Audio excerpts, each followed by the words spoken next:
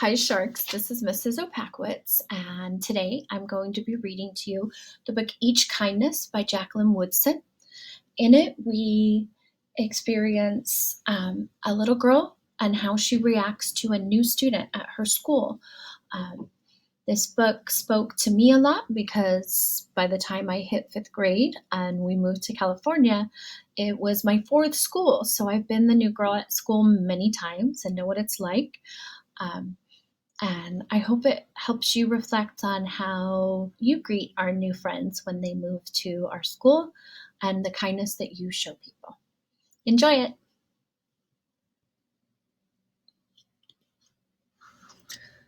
That winter, snow fell on everything, turning the world a brilliant white. One morning, as we settled into our seats, the classroom door opened and the principal came in. She had a girl with her, and she said to us, "This is Maya."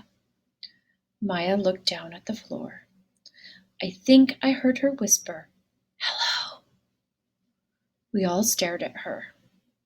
Her coat was open, and the clothes beneath it looked old and ragged. Her shoes were spring shoes and not meant for the snow. A strap on one of them had broken. Our teacher, Miss Albert, said, "Say good morning to our new student." But most of us were silent. The only empty seat was next to me. That's where our teacher put Maya. And on that first day, Maya turned to me and smiled. But I didn't smile back.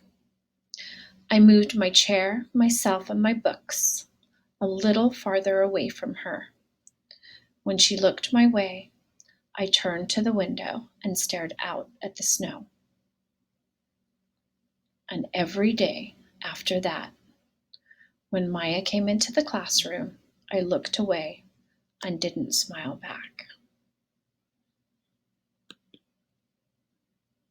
My best friends that year were Kendra and Sophie. At lunchtime, we walked around the schoolyard, our fingers laced together, whispering secrets into each other's ears. One day, while we were near the slide, Maya came over to us. She held open her hand to show us the shiny jacks and tiny red ball she'd gotten for her birthday. "It's a high bouncer," she said, but none of us wanted to play. So Maya played a game against herself.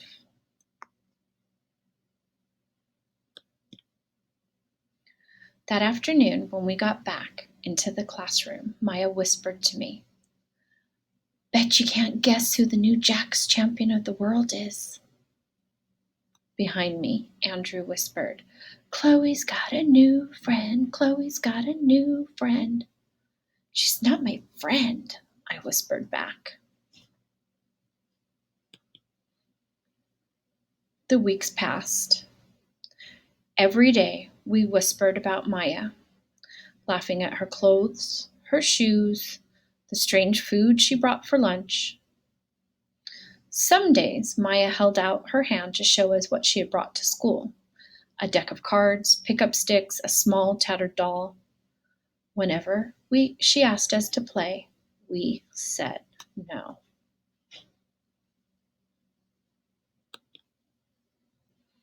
The days grew warmer and warmer. The pond thawed. Grass began growing where snow had once been. One day, Maya came to school wearing a pretty dress and fancy shoes. But the shoes and the dress looked like they belonged to another girl before Maya. "I have a new name for her," Kendra whispered. "Never knew. Everything she has comes from a second-hand store." We all laughed.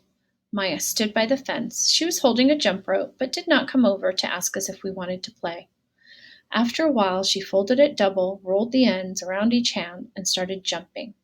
She jumped around the whole schoolyard without stopping. She didn't look up once, just jumped, jumped, jumped.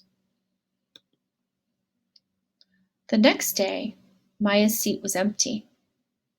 In class that morning, we were talking about kindness. Miss Albert had brought a big bowl into class and filled it with water. We all gathered around her desk and watched her drop a small stone into it. Tiny waves rippled out away from the stone. "This is what kindness does," Miss Albert said. "Each little thing we do goes out like a ripple into the world."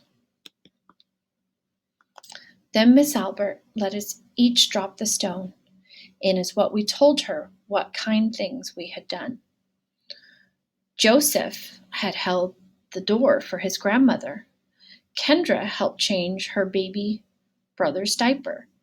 Even mean old Andrew had done something. "I carried teacher's books up the stairs," he said, and Miss Albert said it was true. I stood there holding Mrs. Albert's rock in my hand, silent. "Even small things count," Miss Albert said. But I couldn't think of anything and passed the stone on.